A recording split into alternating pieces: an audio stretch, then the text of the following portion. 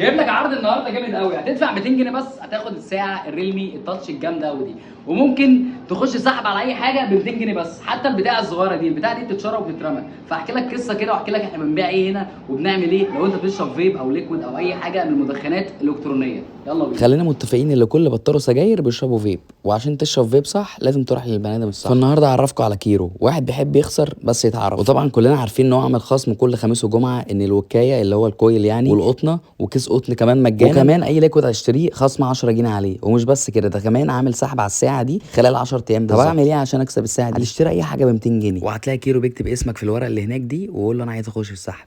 وخلال 10 ايام بالظبط كل اللي عليك انت تخش البيج بتاعتهم واسمها فوبيا ستور، هحطها لك دلوقتي اهي، وتعمل لهم لايك وتستنى بالظبط 10 ايام وانا اللي اعمل السحب. والسحب هيبقى على البيج بتاعتهم ومكانهم جنب كشري وصايه في محرم بيه في الرصاف. والسحب هيبقى يوم 18، وما تنساش اللايك بتاعك الحلو. باي باي.